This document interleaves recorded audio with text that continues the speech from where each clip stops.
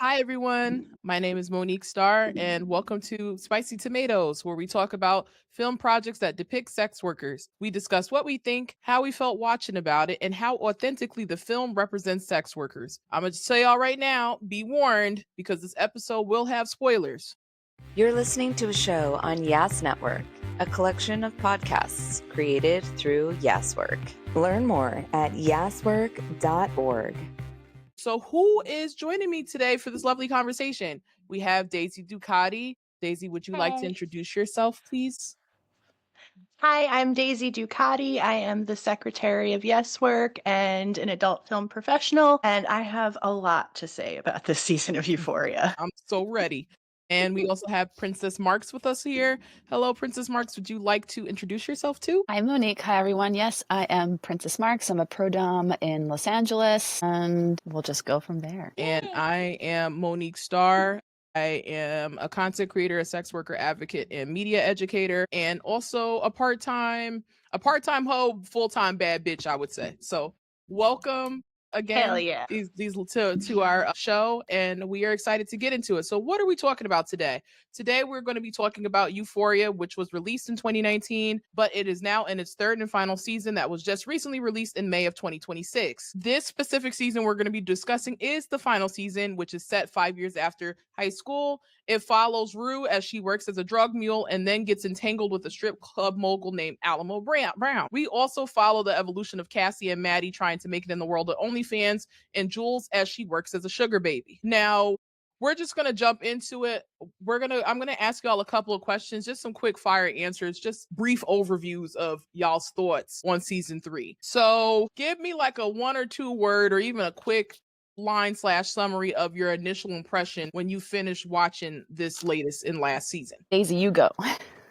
Okay, so there was so much misrepresentation of a lot of adult work, and it was incredibly violent. And I think, I'm ready to discuss this. Thank you for that. I can definitely agree that it was not anywhere near authentic, and it was also just too much. Princess, what were your thoughts or your initial impression? Well, we knew about this assignment in advance, and I thought about it, and my takeaway was, I hope that this was their intention, but my takeaway was circumstance is a B word, and people will do what it takes to survive. I'll leave it at that for now. Okay. Yeah. I think for me, I'm very familiar with Sam Levinson's work because I've seen The Idol. I've seen the first 2 seasons of Euphoria. This is a man who it definitely is clear that he took a masterclass on Quentin Tarantino, and I'll get more into that. He just likes to do things for shock value's sake, and it's much to the detriment of the characters because there clearly is no character development. It's more so just we're just doing shit for shock value. We don't care what communities we impact and how they're impacted. So that is my initial impression, but I definitely have more to speak on as we dive deeper into the season. Did it surprise y'all? Did anything in the season surprise y'all? Not really. Why didn't it surprise you, Daisy? I guess I'm used to us being misrepresented, and I kind of expect popular mainstream media to use our work for plot devices and sensationalize it in violent, outlandish ways. So it wasn't surprising. Some of it was shocking to witness, but it wasn't surprising. Thank you, Daisy, for that. I agree that I don't think it's to be surprised. Even if it wasn't Sam Levinson, I still wouldn't be surprised because Hollywood does not know how to represent sex workers because they don't ever include our input. So there's that part.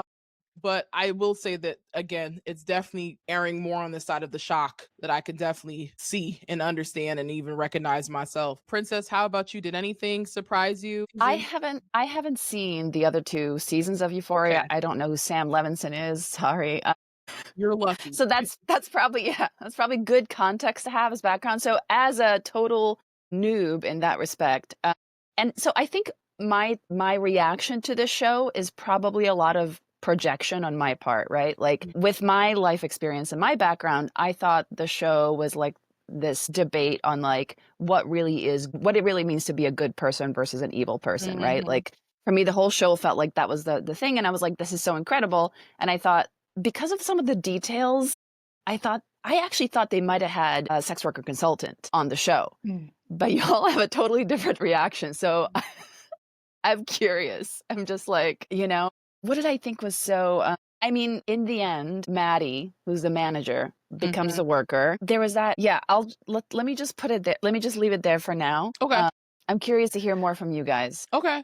I will say there was actually one sex worker involved in the show. I don't know if she had anything to do with any of the writing, but what was her name? The character who was the other drug mule? Faye, that's Chloe Cherry. Faye. Yeah. Oh, So really? she's Wow. real life. Yes. But she didn't play a sex worker in that. No. Weird, strange. I mean, I'm happy for her she got the role, right? Obviously. Yeah. Huh. I assumed a lot of the dancers, this is not my field of expertise, so I assume a lot of the dancers who were on stage or walking around, maybe on stage, were actually dancers. Did you guys think that? I'm not sure about that. I'm not Yeah. sure about that either. See, I was fooled. It's Honestly, possible.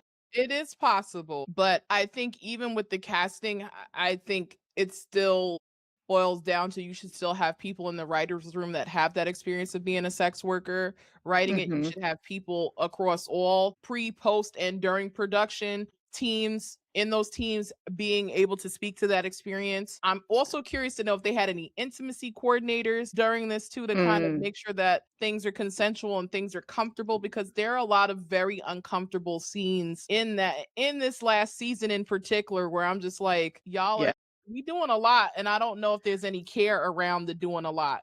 But there is some tea about this season. Usually Zendaya is one of the executive producers for the last 2 seasons.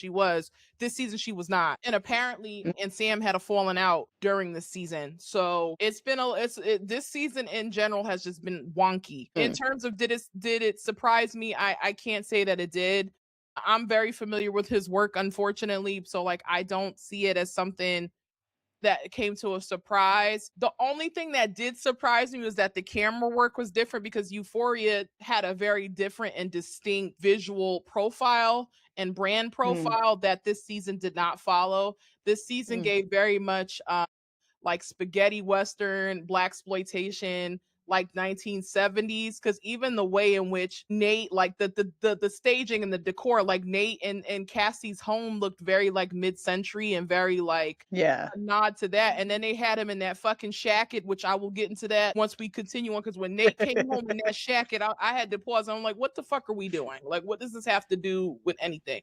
But anyway, because I'm a Nate Jacobs hater. Okay, I hate his whole family. So more on that later. But I think that was surprising to me, was that this very stark and different visual profile that there was no continuity in that, and that was kind of jarring for me. But other than that, I can't say I was surprised in terms of the content. Monique, can I ask you a question? Sure. Is it okay to deviate for a second? Absolutely, yes. Okay. I liked the reason I didn't watch the first 2 seasons of Euphoria was because visually and so aesthetically and also content-wise, they seem to be about high school, and usually that stuff is such a disappointment. Not always, there are exceptions, Sure. but that's kept me away from it. And I was Sure. pleasantly surprised that this season had like grit. It was more like Breaking Bad or like a Tarantino, right? Spaghetti Western, blaxploitation. Like I was like aesthetically, that's like something I can sit with. I can't sit with Okay. this teeny bopper stuff. Is that like, were the first 2 seasons more teeny bopper? So the first 2 seasons they were in high school, but it was very much gritty. It was very gritty, but very Okay, like, thank you for that. yeah, it was honestly speaking, I think the best season of Euphoria was season 1. Even though it's still very chaotic and it still covers a lot of like they talk about sex work throughout the whole series, especially like Whoa. season 1. Barbie Ferreira was an underage sex worker where she was being a pro dom and posted on Pornhub.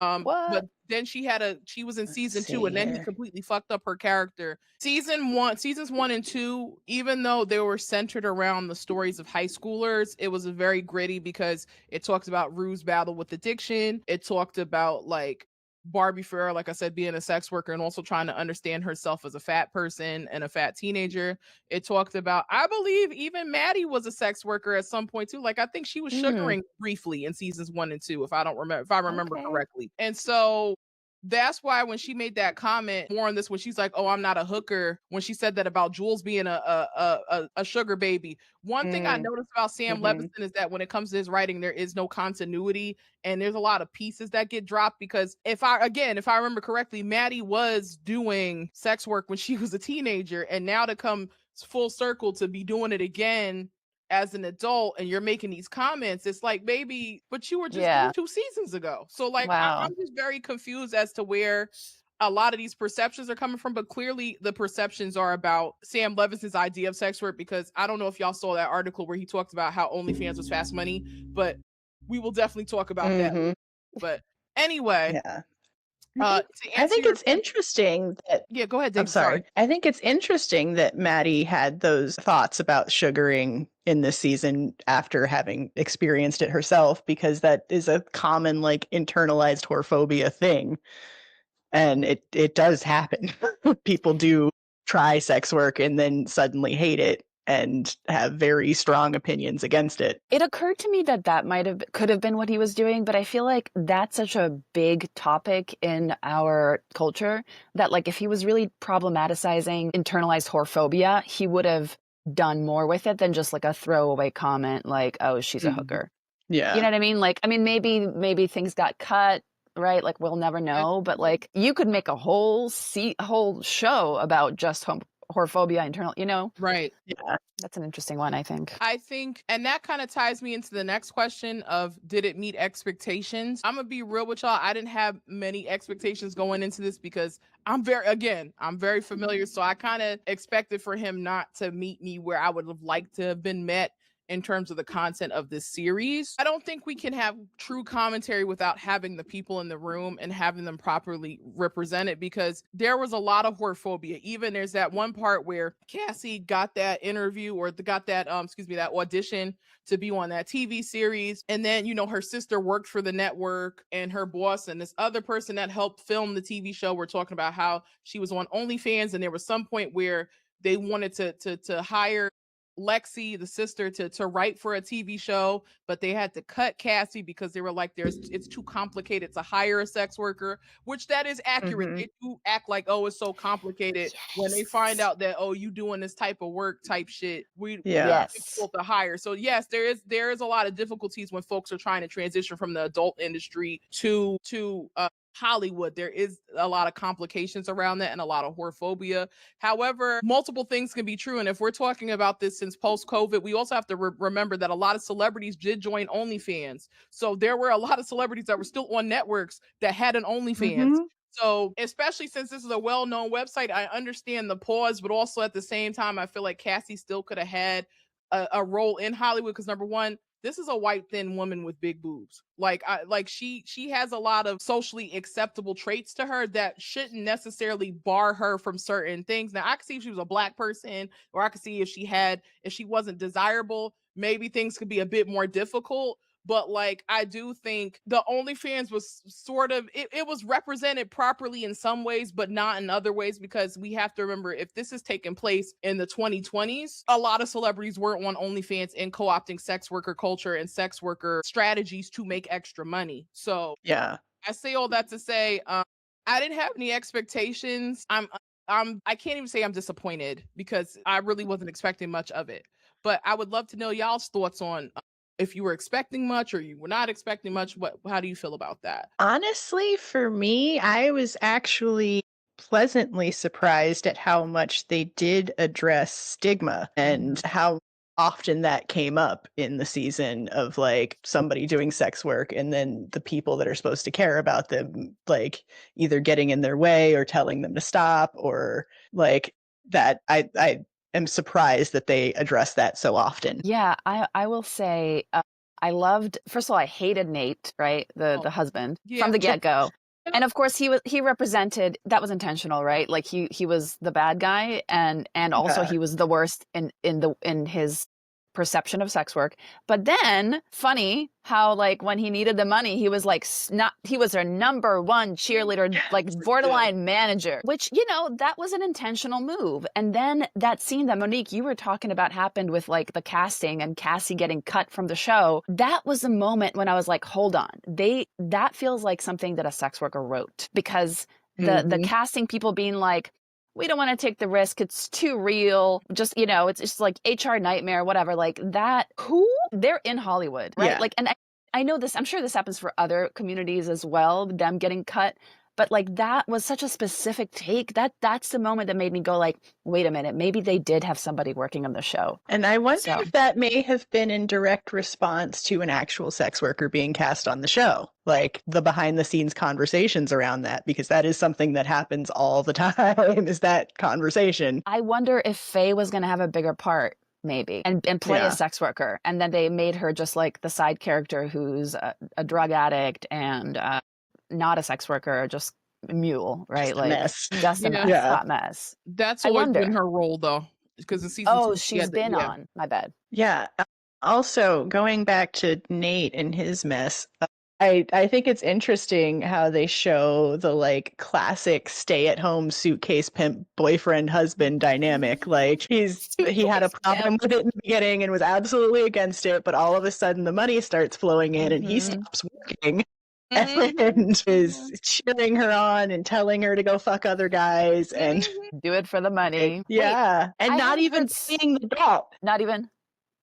Paying the debt that was Not the even original reason she started doing this. Like What that, is a don't suitcase forget. pimp? Kind of like the pimp that is also the partner that moves in with you and leeches off of you and doesn't actually do anything. They're just Never heard there that word. mooching. Okay. Yeah. Never heard that. Thank you. Nate and Cassie's relationship has always been interesting to me because he used to date Maddie when the series first starts. He dated Maddie, and then he stopped dating Maddie to date Cassie, and then he ended up marrying Cassie, which makes sense because like that it makes a lot of sense considering that Cassie wasn't someone that again fit the mold of his conservative life.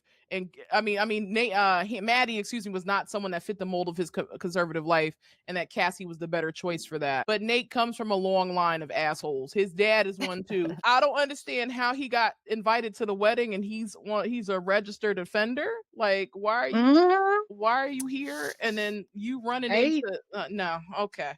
Because at a certain level, how did Epstein get government access after being a convicted more than sex offender? Yeah, at a certain level, they don't care. They don't Yeah. care.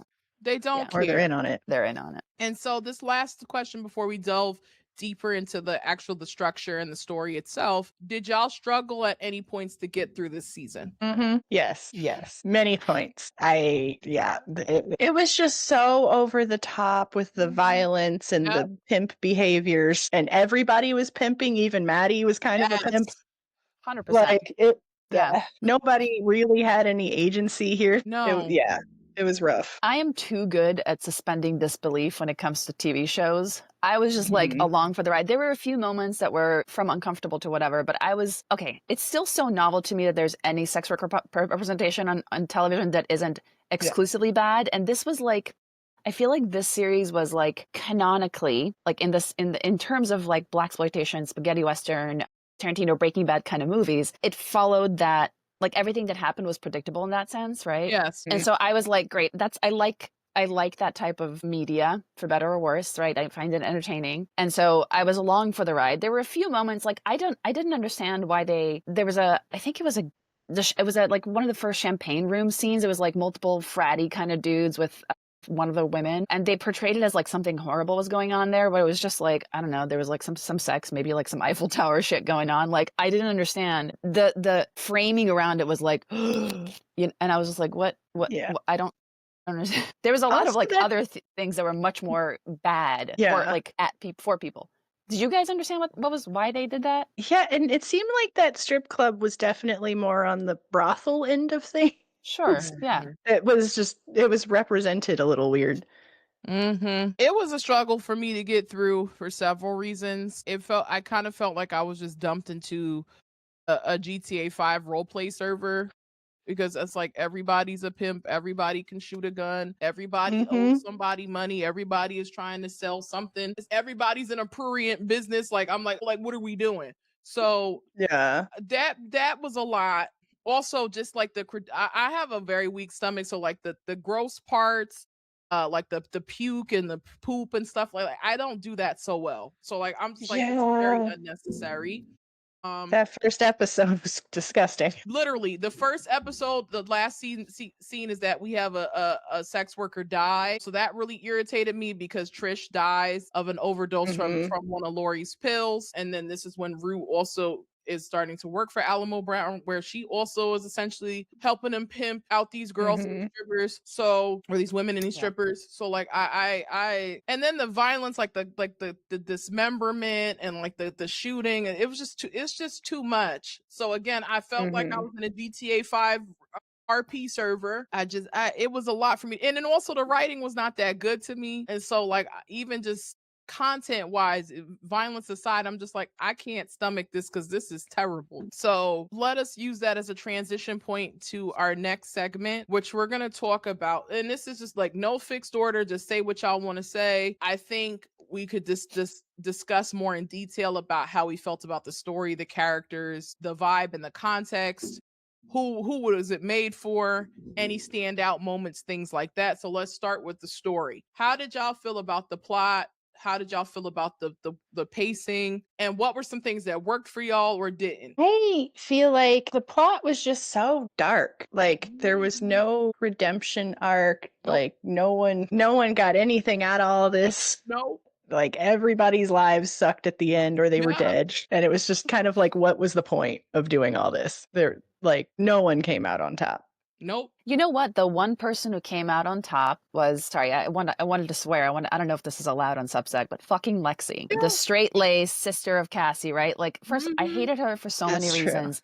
Yeah. But also, she literally reminds me of a woman I went to college with who, when shortly out of college, I was visiting LA to go to Foot Night. I was not doing any of this stuff professionally. I was just kind of dipping my toes in the water, and I was going to meet up with her afterwards. And I told her that I went. And this bitch acted so horrified. And I'm certain that I know for a fact that she told our mutual friends because I heard about it from my bestie, another girl. And Lexi not only acts like her, she also looks like her. It was really difficult watching this show because she's that bitch. Lexi gets a promotion. She goes from assistant to writer. And I'm sure it's going to continue going in that direction, you know? And she's obviously the representation of like uptight whatever. And she is like, there's this really tedious scene towards the end where it's her and is she talking to Maddie or is she talking to Jules? Like they're having this long discussion about the Bible. And it's so preachy and like on the nose, you know, like it's so badly written. I'm like, yes, we get it. Like we get that this is what the whole show's about. You don't have to like spell it out. It's like really bad. Yeah. So she clearly serves as this vehicle to represent like the Christian right? But she also is the only one who gets off on the end, you know, or gets away with things at the end, you know? There was also that conversation with her and Rue, where Rue was getting into the Bible, and she was just like, I wouldn't be friends with a Christian. They're so judgmental. That was literally like that was great.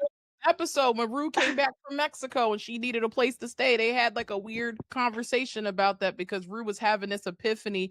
First of all, first episode, I'm like, what the hell is Rue doing? And I mean, throughout the series, you're always going to ask that because one thing about Rue Bennett is that she's going to get into some shit. But like, especially now, I'm just like, what the hell is Rue doing? I thought that was a spider. I was going to freak out, but it's not. What the hell is Rue doing? And like, why? But I did find it very interesting that the crux of this particular season was a lot of like Christian undertones and Christian like themes. And I'm finding it very interesting, especially now where we are sociopolitically, how that was a centerpiece of this season. I also agree that the only person that did kind of survive a lot was Lexi, but Lexi, one of the cornerstones of her character is that she's always been like that. Like, and she's always felt a way about Cassie in the seasons 1 and 2. She always felt like Cassie was always getting more attention than her. Cassie had was considered to be the prettier sister and the cooler sister, while Lexi was more of like the poised and the smart sister, and that people kind of expected like the most likely to succeed trope, where it's stereotype or typecasting. And so I did expect for Lexi. Lexi has had some scars too. Like before Angus Cloud died, he was Fezco in seasons 1 and 2, and he and Lexi were dating. And then he got arrested, but then he died in real life. So they had it where like he was just a character that they were talking around, like, oh, he's just in jail now. And then in the last episode, apparently he escapes the prison, but like he's not living. So that, you know, they just, I don't know why they did all that, but I set it up for next season. But Lexi has always been judgmental and very like uncomfortable around sex and things like that. So I expected for her to be like, oh, You're more when Cassie was taking pictures and the other friend was using the leaf blower to kind of give more motion to her hair. You're more than your body and you're bigger than this and you don't have to do this. And I'm like, girl, you don't go somewhere and edit a script or something. Like you just doing too much. You see they working, so just let them work. Mind your business. Exactly. For me, the story, I agree with Daisy.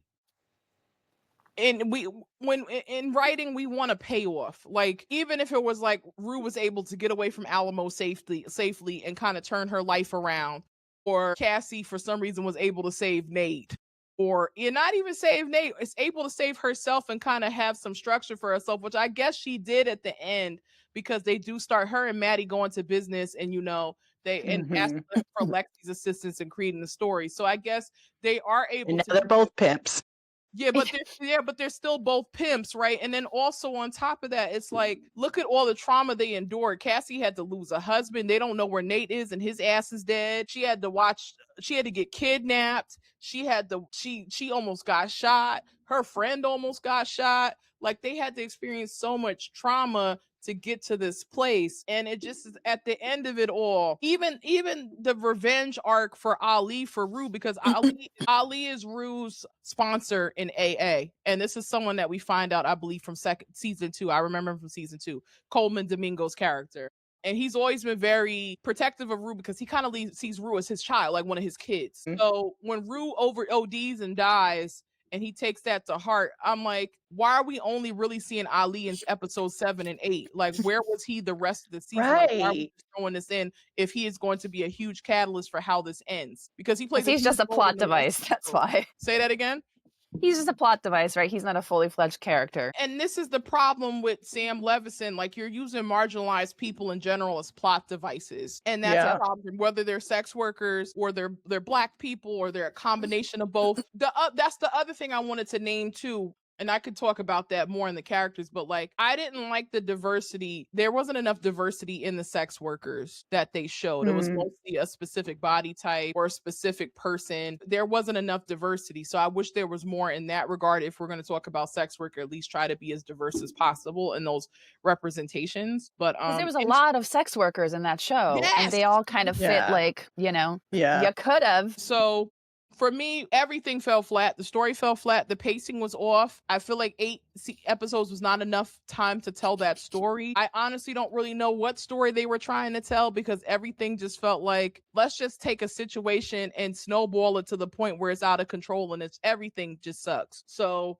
that's how I feel about the plot and the pacing. Do y'all have any other thoughts about the plot and the pacing? So I also want to talk about some of the Cassie scenes when she really dives into the OnlyFans work. First of all, a lot of stuff she was doing is not even allowed on OnlyFans. No. Yeah.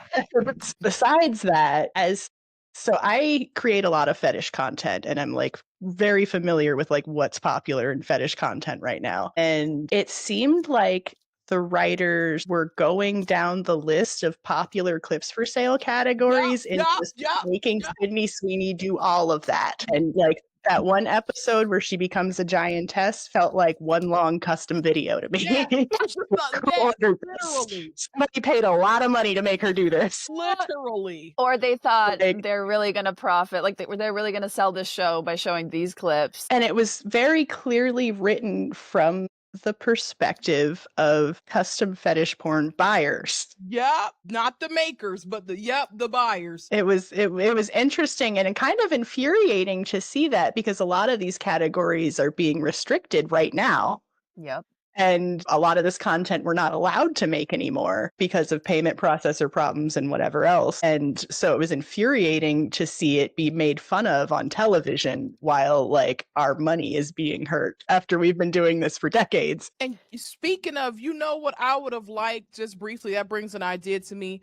Instead of Cassie deleting her OnlyFans, I wish that something would have happened where it was suspended or deleted because of a payment processor. If we're going to be accurate, let's add the accurate details of, I lost my Instagram because they saw me fucking on OnlyFans, or I can't book a hotel stay because they found me on OnlyFans. Like, let's have a bit more. Let's have a bit more. I feel like if they really wanted to do a critical lens, they would have included the censorship. They would have included certain things. And also, like, yes, when we're first trying to do online work, especially fetish work, maybe we do play around with different niches, but the fact that she went through every popular niche is actually not accurate. At some point, she would have had a specific niche she would have stuck with, and she would have made content around that. But it is very clear that they were trying to get the Gooners buy-in. Because the way that they did the content, it said, like, I would not be surprised if he called up some Gooners like, yo, like, what do Or y'all, if he was a what do Gooner. y'all get off to, and how can we put it in the show? Versus actually Honestly, that make it. From what I've seen, it kind of felt like he had some Gooners putting some money in. Yeah, that's what it was given. Yep. There were some people producing this thing that were ordering their own custom video. Yeah. And like when she started saying everybody's names and the way it was, it felt like a few producers had ordered a custom video of Sydney Sweeney. Yep. And then she was selling her panties on all, I think it's All Things Worn or something, like one of those websites. She was selling panties and stuff, and also trying to sell farts and stuff, and was having Maddie doing some of the stuff. I'm like, baby, you can't do every fetish. That doesn't make any sense. So I actually wonder about this because I see, there is this category of OnlyFans girls who like live together in a house. They're all like young and conventionally attractive and typically blonde. Yeah. I do wonder if all they do is like stuff like Sydney Sweeney. I don't, like I think for people like me and probably all of us here, like we have to specialize in whatever. We can't do everything. We're just one person, but they have teams behind them. And I wonder if like, I don't know, like, is it possible that is, I guess we should ask. I don't know. It is possible to cast a wide net like that, but usually after a little while, you kind of hone it in. Even for those creators. Yes. Yeah. You're going to burn yourself out trying to do everything. Yeah. But unless she also you have a whole team. Very long. Yeah. That's the thing. I don't know. I wonder. Yeah. I'm always like, what do they do over there, those girls? It's kind of hard to do all those things, and especially like at some point there is going to be a specific series of tasks or a specific niche that is going to make you the most money.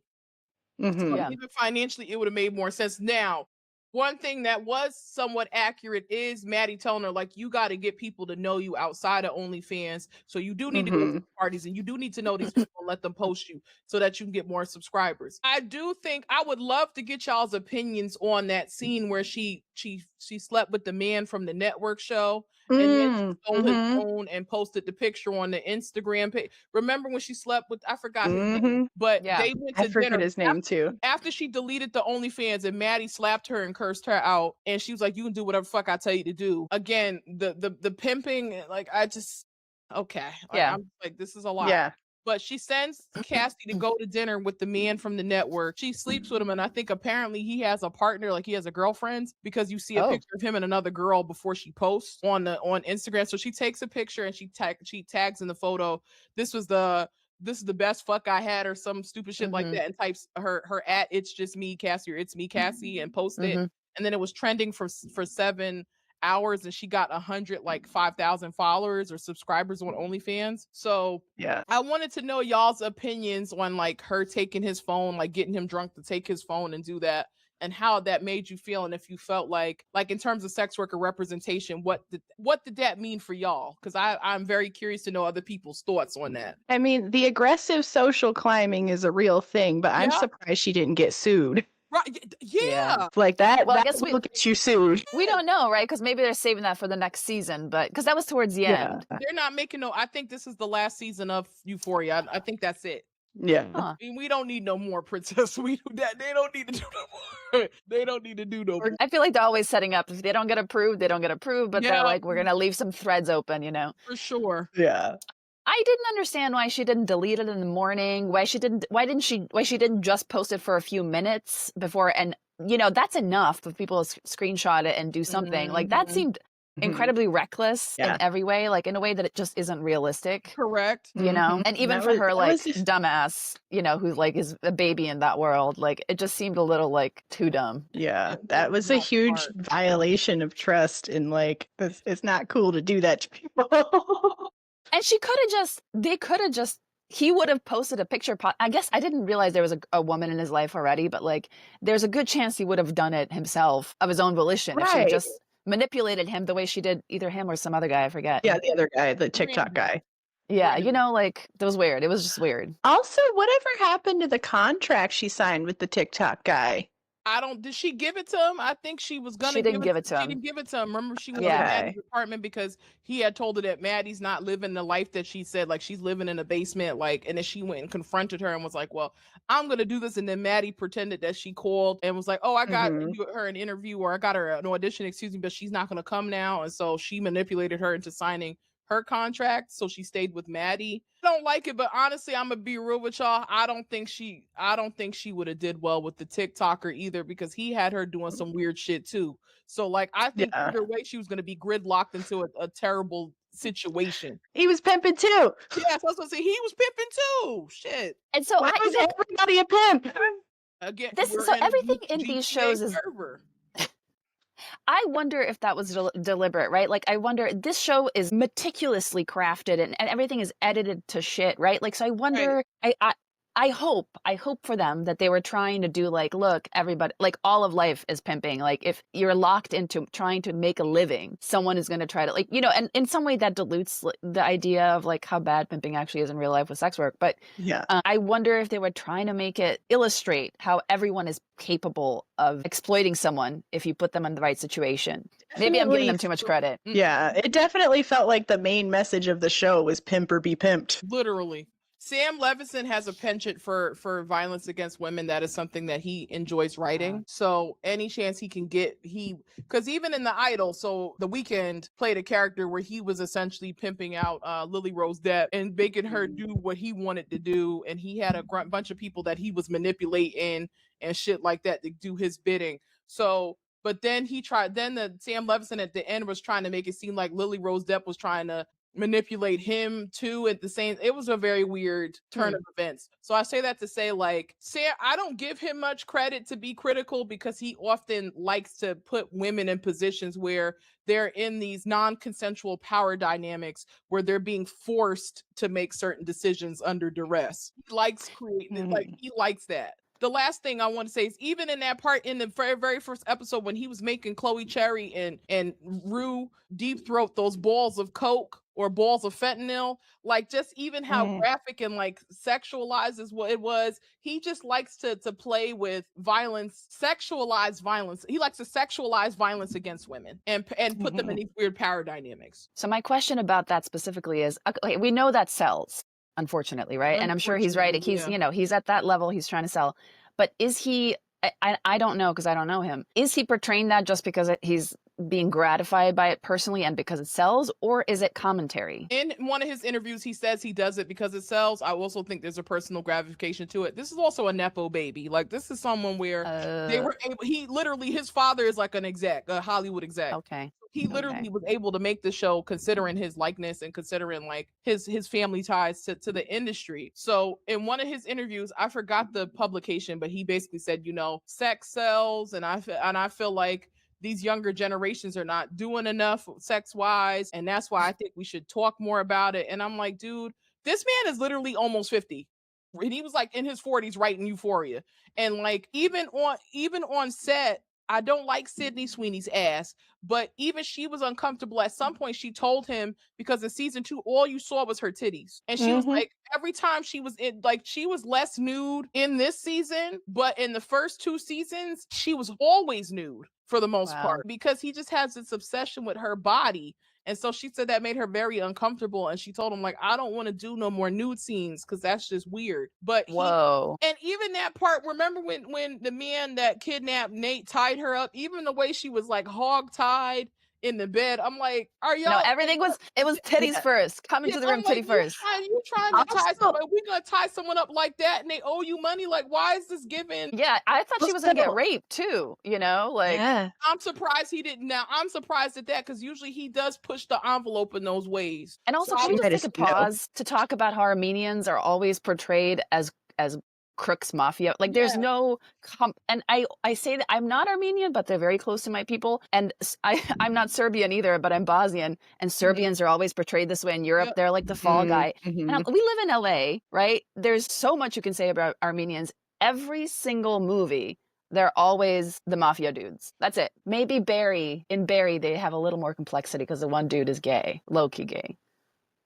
But anyway, the one exception. No, Yeah. I think just a lot of it is stereotypes and tropes that were recreated to, like you said, sell, and people are buying into. But people actually hated this season. A lot of people negatively rated this season, considering everything that was happening. Yeah. So let's discuss more of the characters. Like, who were the sex workers? How do y'all feel like they were written? And do you feel like they were able to hold their full humanity? Or were they, like Princess said with Ali, plot devices? How do y'all feel about the sex workers in this season? I feel like there wasn't a lot of character development for the sex workers, and they were absolutely used as plot devices. And like, we don't have backstory on any of the strippers and how they ended up where they are, or like, pretty much the only one that we have real backstory on is Cassie.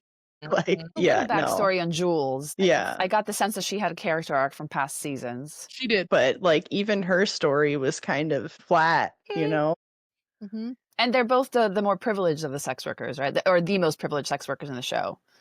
Mm-hmm. Yeah. How do y'all feel? So how do y'all feel the hierarchy was displayed? Because there was a lot of that poking, like even when they talked about Jules, like I said earlier, how Maddie was like, I'm not a hooker. And then, you know, how Jules's life as a sugar baby was portrayed, how that was filmed versus the grittiness and the gratuitousness of the strippers, like the stark differences, even cinematically. How do y'all feel the hierarchy was the hierarchy itself, honestly, was kind of a character in the show too, the way that they played around with it, in my opinion. So how did that appear for y'all when watching this season? I feel like even though like the conversation around hierarchy wasn't complete and fully fleshed out, I feel like it was somewhat addressed. And even when Maddie goes to the strip club to pick out strippers, she says something about like, I usually take good girls and turn them bad, but I'm trying a different approach.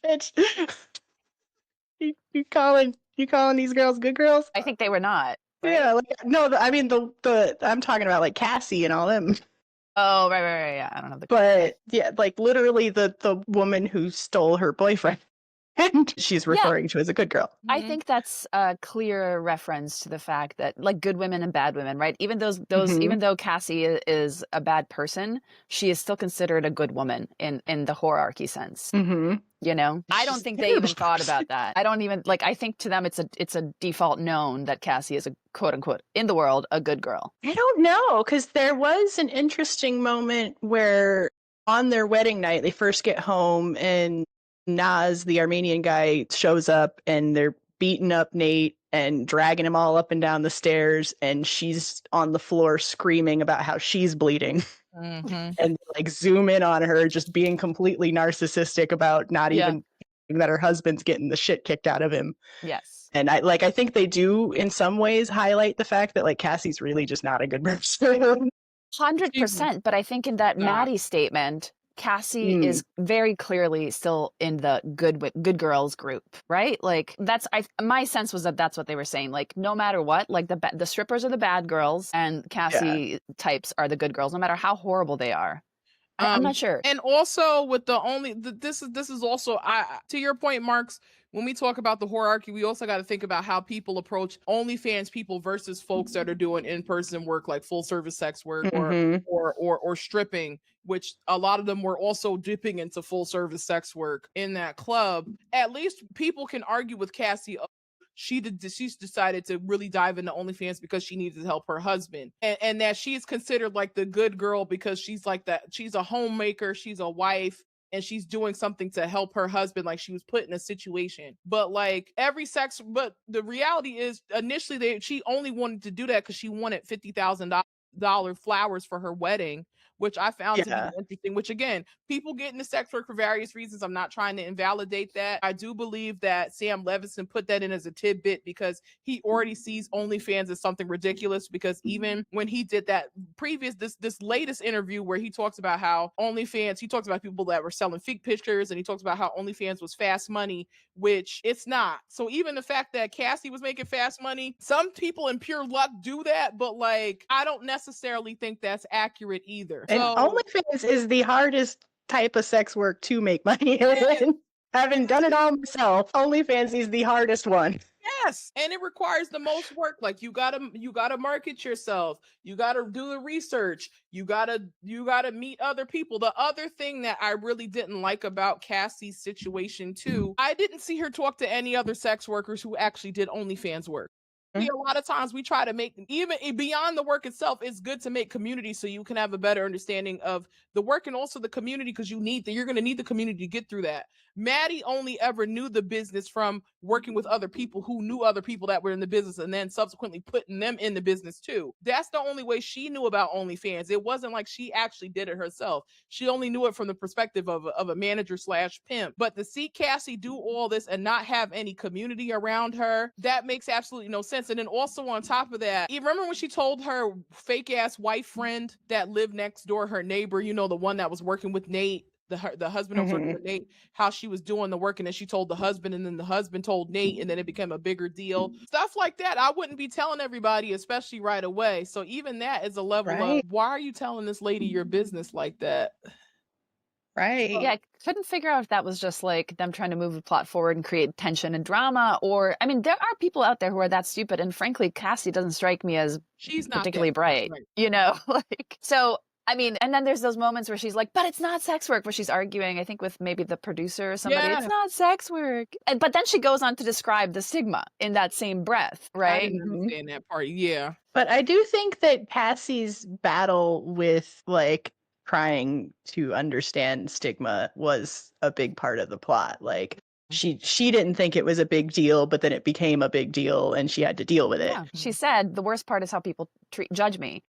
I think that was them showing her working through whorephobia. I wish that the whorephobia had played a bigger part in this movie, in this series, like it wasn't enough for me. There was a lot of implied stuff that was like, you're just going to leave that hanging. I'm not even sure I understand what your intention is, Yeah. I think sex work in itself was a plot device, because a lot of these things wouldn't be happening if folks weren't doing the sex work. Like, for example, Rue would have never met Alamo Brown if it wasn't for him being a pimp. Cassie would have never done what made that money if she didn't do OnlyFans. Like, the sex work itself was a plot device, which I think it's important. It is obviously okay to have sex workers in a show. We need more representation. But if we're going to do the representation, I think we really should focus on being a bit more conscious of the people that we're telling these stories about and how we're utilizing them in said stories. Because like Daisy said, nobody had a backstory. Like, case in point, Angel. When Angel found out that Tish died of from ODing on fentanyl because Rue told her in the bathroom, because remember, her and Rue were having a sexual relationship briefly, and then she gets sent to rehab, and we never hear from her again. I think she got killed afterwards, because they're saying she ran away.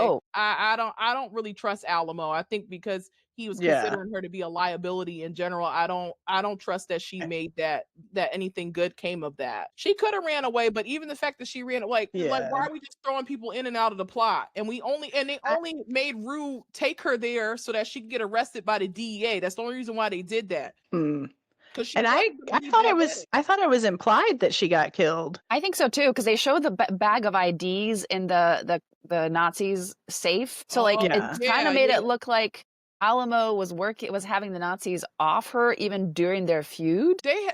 That relationship with the neo-Nazis and I'm saying Harry getting a swastika tattoo. I'm like, what are we doing? And she's just like, okay, I love you. Girl, what you mean you love him so much? Girl, what? Stand up. That was so weird. Her character was so all over the place. Like, on the one hand, she's telling Rue about where the key is, and like somehow not getting that Rue is getting at breaking into the key or breaking into this. I'm just like, you can't.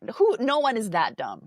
Like, no one is that dumb. I mean, maybe it's because they were all fent heads that they were portraying him that way, but yeah. That whole bunch was a mess. Great. That's the other thing, like the representation of drug users, I mean, like, this is like the oldest story in Hollywood, but it's always bad. They're rarely like complex, fully fleshed out characters who are dealing with a medical issue, Yeah. And so are there any other standout scenes that spoke to y'all throughout the season because I would love to cover that and then start to transition more into like the red light rules. But I wanted to know if there were any other standout moments and what the overall message of the season was for y'all. I want to take a moment to point out the directing in regards to camera angles. Okay. Something that I noticed throughout the season, and specifically with Cassie, is that no matter what was going on in the scene, they always focused on her feet or her tits. And like even at her wedding, they started the shot on her tits and then came up to her face.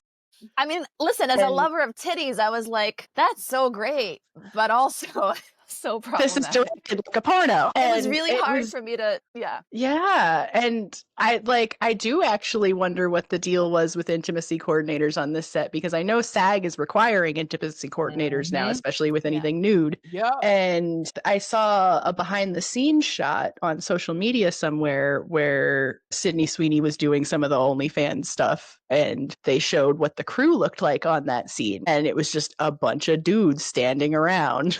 No. Like almost leering at her. No. And again, I don't like Sydney Sweeney, but like that is an uncomfortable position for a woman to be in, especially if she's not making a porn. Let me ask you guys a question though. She is getting paid buku bucks to show her titties in a room full of guys. Maybe she has consented. Maybe it's that she's not, I'm sure she's not calling it sex work, but like maybe she's okay with it as okay with it as any of us are. Yeah, that whole season kind of definitely towed the line of like, is Sydney Sweeney doing sex work by shooting this series? I hope they're asking that question. I hope they're asking that question. Like audience and the creators. Yeah. I'm asking that question. People are going to say no because it's like, oh, she was depicting it. She wasn't actually. Yeah, of course she's acting. Child, the camera angles and the specificity in which they use for some of the, especially that giantess scene, which I want to talk about that stood out for me. That really irritated me because I didn't like that she stepped on the houseless person in that one scene in the tent. When she was, and the house person was also black, so I felt a way about that.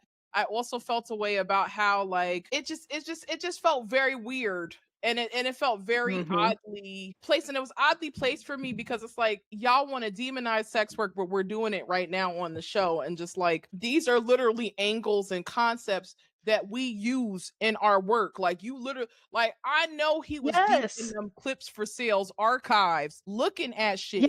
Yes, this is exactly like stuff that I've shot for custom videos. The same angles, same concepts, same plot lines. Like literally, they owe you guys. They owe you a commission, Daisy. They do. Shit. Don't be stealing giant chest angles. And then also her being a giantess, but then the man watching the custom video of her with the doll. I'm like, yeah, like we on clips for sale right now. What do y'all think, before we transition, what do y'all think this show asks us to think or feel? And it doesn't have to be just about sex work, just even in general. What do you think the key message or the key feelings that they wanted to invoke in us were? Pimp or be pimped. That's pretty much the only takeaway I got from this. I'm going to be more complimentary, I guess. I thought the show's point was circumstance is a bitch and people do what it takes to survive. I thought the whole thing was a discussion, a polemic about good versus evil. I thought all the bizarre right-wing Christian placement, I figured it was intentional because the opposite is sex work. Yeah. I think in a show like this, you don't do that by accident.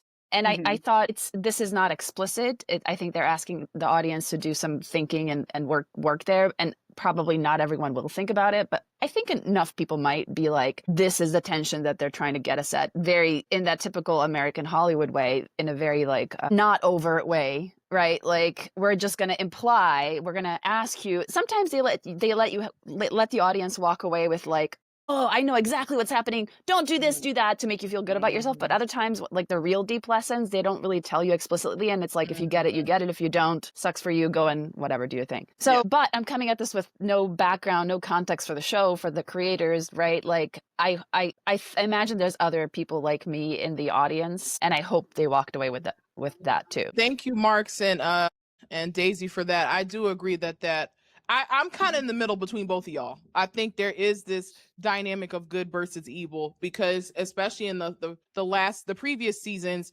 Rue is always battling with what it means to be a good person and what it means to overcome a challenging experience, because she's always been an addict and been an addict because of traumatic experiences. Because Rue, her father died.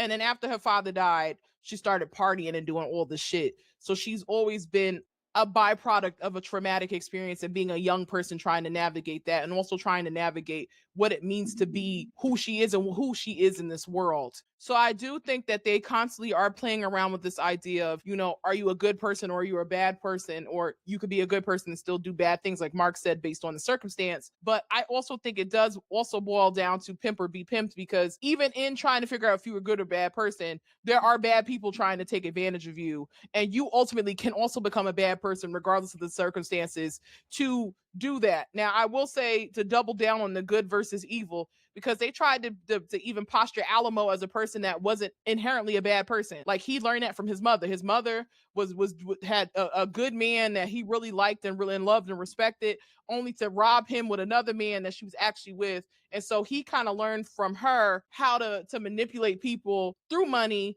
through opportunity, and through feigning adoration or feigning liking someone. So he became his mother, essentially. So I get where that comes from, but I also think even with the sex worker situation, like, there's this idea that sex workers have to be redeemed in some ways or have to be changed in some ways. And even just like with Cassie trying to constantly run away from OnlyFans to have a quote unquote better life in Hollywood, spoke a lot to that, because it's like, why can't you be both? Why can't you be a whore and also be on the silver screen? You should be able to do both. There are people that have done both. Right.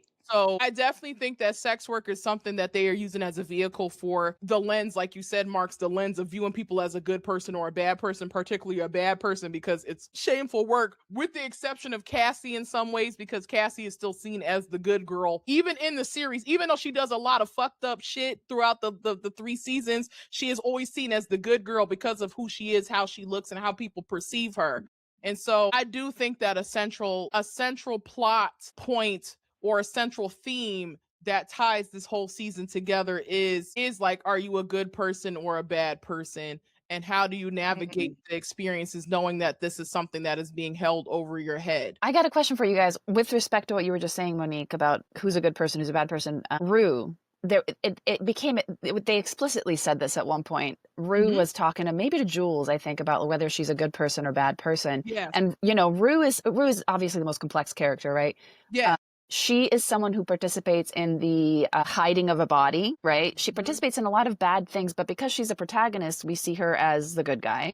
And she's trying to do right. She's trying to follow God while doing bad things. So she's like the vehicle for that good versus evil thing in a most explicit way. Sure. Did you guys think that she was portrayed as more good than Cassie or less good than Cassie overall? Daisy, would you like to go first? I think Rue was portrayed as trying to be good, whereas Cassie was portrayed as looking good. Yes. And that, like, there's an interesting distinction there, because like Cassie wasn't trying to be good, but she was trying to be perceived as good.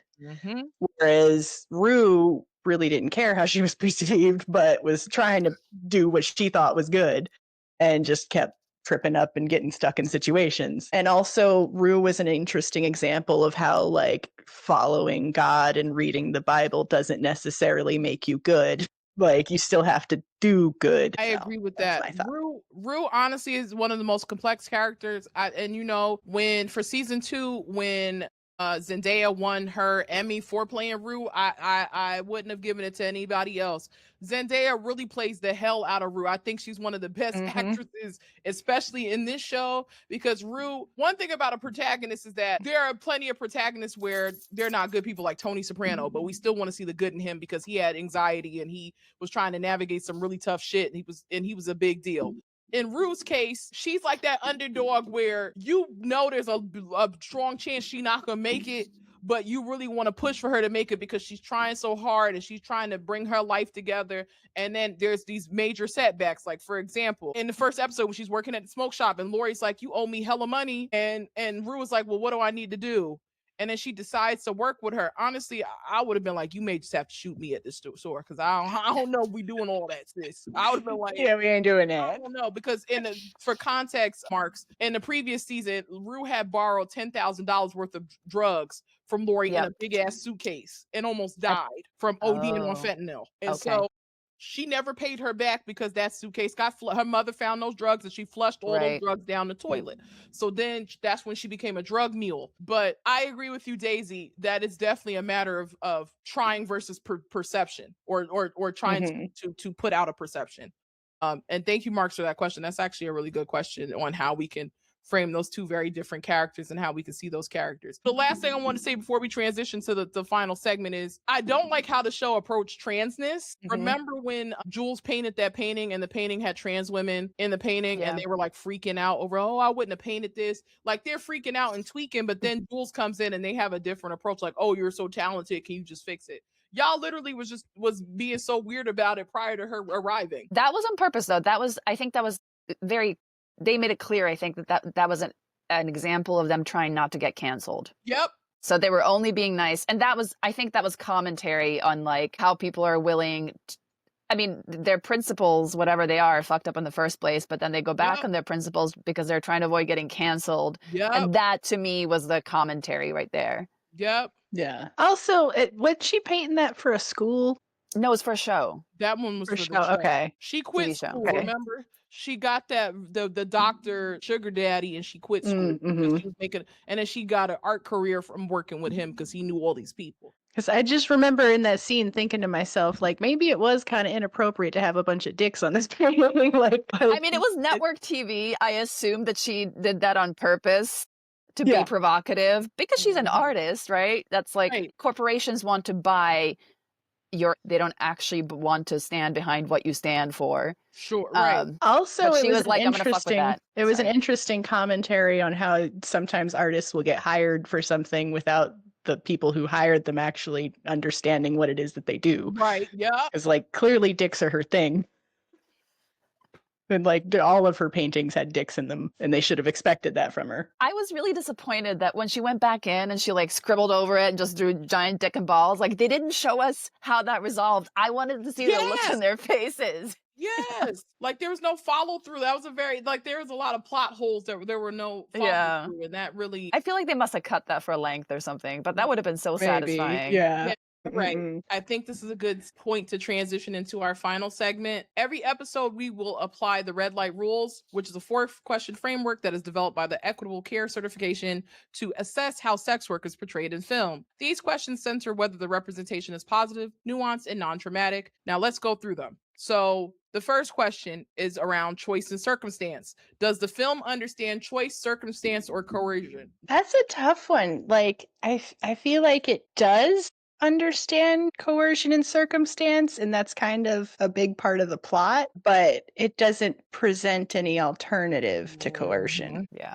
The whole show is coercion. Yeah, like everybody's being coerced. Yeah. I couldn't agree more. Like I think the whole show in itself is coercion, and there really wasn't any other opportunities or offerings beyond that. The second question is positive interaction. Do the sex workers interact positively with others unrelated to sex work? Yeah, that was okay. So that's like the Equitable Care Certification's version of the Bechdel test, but for sex work, right? It's like, for me, the question I really want to ask is, does the sex worker interact with another sex worker about something other than sex work? Not just with anyone, with another sex worker. And I'm going to that was on my mind, like leading up to watching it the whole time. And then I got so lost and consumed by like the crazy of the show that I forgot to think. So I'd have to rely on memory, which, do you guys think, was there like, I'm interested in your answer to both of those things, like both the more general ECC question and the more specific sex worker analog of Bechdel test. I think Cassie has some reasonable interactions outside of sex work, but I think that the other sex workers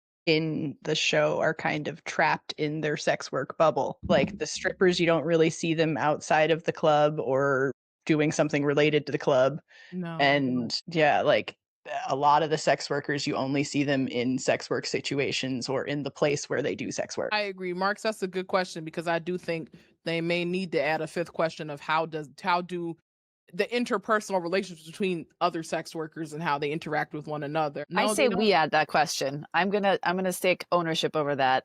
CC had the chance, they didn't do it. I love what they did, though. We will include this question. That's actually a great addition. So I think for hopefully for next Spicy Tomatoes episodes, we will include this as a fifth question of the interpersonal interactions between sex workers that are not related to sex work. I don't really remember them having many. Like Cassie, yeah, because again, the argument is, well, Cassie is a principal character, so of course they're gonna try to do that. But like other than that, I didn't really, even that one big conversation they had towards the end of the show when Kitty was talking about getting a BBL, still related to sex work, because they were like, well, how is Alamo paying for it? Like, how are you getting Right. like what is the compensation piece?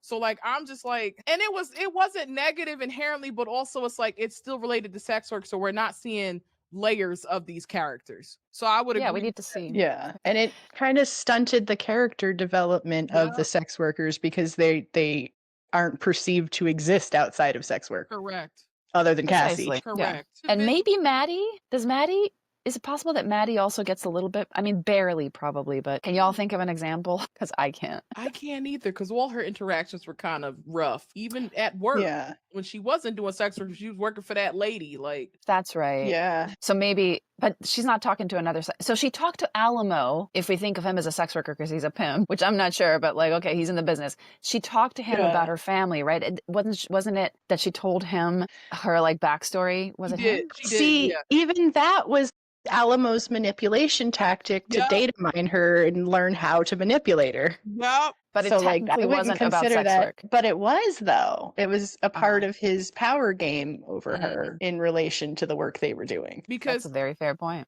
it's implied that she slept with him to get, because remember when she needed that to kill Nas and his accomplice, he was like, well, you're gonna have to do more than dip a toe. So and then Yep. once the scene concludes, you see her in a different outfit. So I'm like, there's definitely something that happened. But again, he knows how to like Daisy said, like he is learning all this information so he can find ways to manipulate her. But Maddie's not easily manipulated either, though. So I think she was hip to his game. She was hip. Mhm. Yeah. It's like, I see you, but She was just agreeing to it. yeah, Yeah. exactly. So I don't. Circumstance, Yeah, you know? I don't really think Um, Maddie has many interactions. I mean, when they were at the wedding, some of those interactions were okay when she was interacting with like Jules, because she did interact with us. Like she interacted with Jules, and Jules is another sex worker. Mhm. Yeah, good call. That was relatively positive, but other than that, or it was doable, I would say, because that Yeah. wedding was a fucking mess. Yeah. That wedding was Well, a the Bechdel test originally only required that there be one line in the entire movie or series. And most movies up until like the last 5, maybe 10 years, most movies today still don't meet it for women. Then, Right. then there's the black character analog, and then there's a sex worker analog, right? But it only required one. So the bar is really low. that the bar is in hell. The individual So storyline, sad. does the sex worker or the sex workers plural have a storyline, hobby, or interest outside of sex work? To Daisy's point. Yeah, not really. And most of them don't even leave their place of work. No. And all the ones who are the featured characters, they're only outside, I think their only thing that they do outside of sex work is like their high school connection, which exists Yep. from previous narrative. Yep. Yeah. I mean, maybe I've forgotten something, but Man. No, there really, Marx, there really isn't anything else. There really isn't. And then the last question, the non-traumatic ending.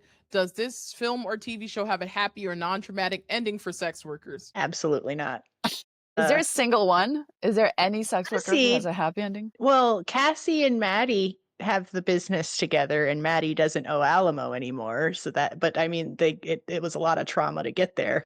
And Cassie's husband was murdered. And she saw his, So like, That's not I don't know if non-traumatic. you call that a happy ending, but kind of works out, I guess. And Jules' But it's not ex-girlfriend is dead non-traumatic. now, to Rue. So oh, Yeah. yeah. Yeah. Nope. no. It's trauma No. porn. This series is trauma porn. That's kind of the genre. That's very Tarantino. Any last thoughts before we wrap up? Before we end, should we give it a 0 to 4 rating? So, in the spirit of spicy tomatoes, we are going to give it a 0 through 4 in terms of a rating. What are y'all's ratings for this? I think I would give it a 1 because it does address whorephobia in a sense, and it does show some realities of sex work, but it's got a long way to go as far as character development and like showing sex workers as whole humans and being trauma porn. So I would give it a 1. Marks, what is your rating for this season? Well, I'm looking at the rules, and I think it only meets the number 1 and 3 and only briefly. Does it show understanding of choice, circumstance, and courage? And I feel like it does a pretty good job it does an okay job of that. And number 3, some of the characters have storylines outside of sex work. So like in the bare minimum Bechdel test spirit of this, I think it would get a 2 out of 5, but that's being extremely generous. Yeah. I would give it a 1, because I do think they could have pushed the envelope a bit more in all these categories, but I think the focus on coercion, I think they only meet in terms of circumstance and coercion. I think that's the only thing that this show met out of all the different questions that all the different criteria it could have met. Yeah. But there's something to be said about how easy the rules should be to meet, and an entire series still can't meet them. 100%. So Yep. It's sad, actually. Entire season still can't meet baseline criteria. Please, if you're out there writing a movie or a TV series, hire some sex workers for your writer's room. Please, we're all here. We're ready. We're ready to talk about it. Let's get some better developed stories, please. Please. Marx, any other final words? I'm good. Thank you. You couldn't say it. I couldn't say it better myself, Daisy. Just hire us at this point and be mindful. So where can we find y'all on the interwebs? Like, we can plug any socials if you would like. So I am on all social media at Daisy Ducati, or you could find me at daisyducati.com. My social media is a game of whack-a-mole. I just lost my Twitter. I lost my politics Instagram 6 weeks ago. I still have my main Instagram. It's Princess Marx Official, but who knows how long that'll last. I'm on Blue Sky under Princess Marx, but go to princessmarx.com and then you'll see the most current version of whatever does exist. I'll always keep it updated there. And you can find me at MoniqueStarr.com, where you find all my socials and other ways to interact with me. And that is Starr with 2 R's.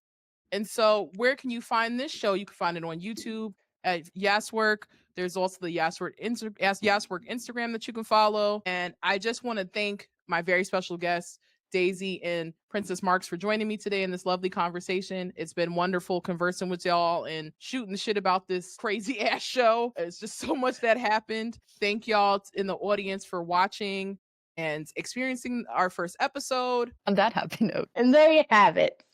All right, everyone. Who dies in the end? The end. The end. Thank y'all so much for joining us.